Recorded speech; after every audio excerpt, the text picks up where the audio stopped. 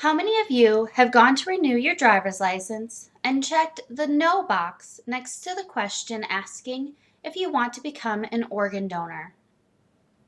According to the U.S. Department of Health and Human Services, as of April 19th of this year, there are over 107,000 people waiting for an organ donation in the United States.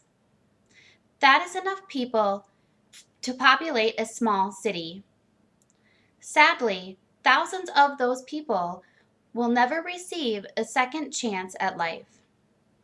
Today, I am going to share with you why you should become an organ donor, who can donate organs, and why it is important to become an organ donor. First, why should you become an organ donor? According to the U.S. Department of Health and Human Services, 18 people die every day waiting for an organ donation. One person donating their organs can save up to 50 different lives.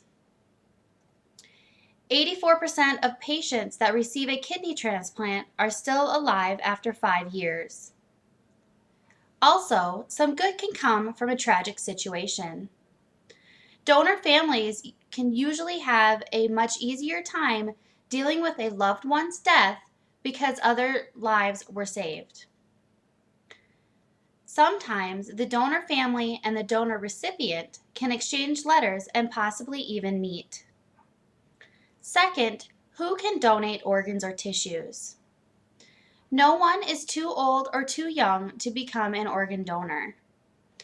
The organs and tissues will be evaluated by the transplant team at the time of the donation for viability. Medical conditions do not necessarily rule you out as becoming an organ donor or not. It depends on the type of illness you have, your physical condition, and the organs and tissues that will be used in the donation process. However, there are some strict restrictions when it comes to organ donation. Anyone who is HIV positive, has active cancer, or a systemic infection cannot donate organs or tissues. There are several different organs and tissues that can be donated depending on you if you are a deceased donor or a living donor. A deceased donor can donate the heart, their lungs, their kidneys, their pancreas, liver, intestines, skin, veins, tendons, bone, heart valves, connective tissues, the whole eye, or just the cornea of the eye. On the other hand, a living donor can donate one of their kidneys.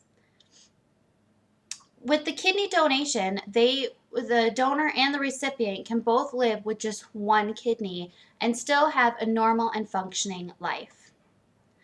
A living donor can also donate a portion of their liver. The liver will regenerate in both the donor and the recipient, so they will have most of their liver once it is done regenerating. And this regeneration process does not take all that long. A living donor can also donate a portion of their lung, a portion of their pancreas, a portion of their intestine, as well as donate blood. And blood donations, your body is always continuing to make blood, so this is something that you can do throughout your whole life. Third, why should you become an organ donor? If more people became organ donors, there would be more people that would survive deadly conditions. Some of these deadly conditions are liver disease, heart disease, lung disease, and kidney failure. If you are a minority, you should be especially concerned about becoming an organ donor. There is a higher percentage of kidney disease, heart disease, lung disease, pancreatic disease, and liver disease in the minority populations.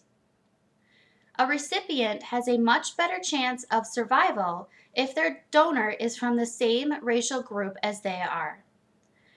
Also, approximately 50% of all people on the waiting list to receive an organ or tissue donation is a minority.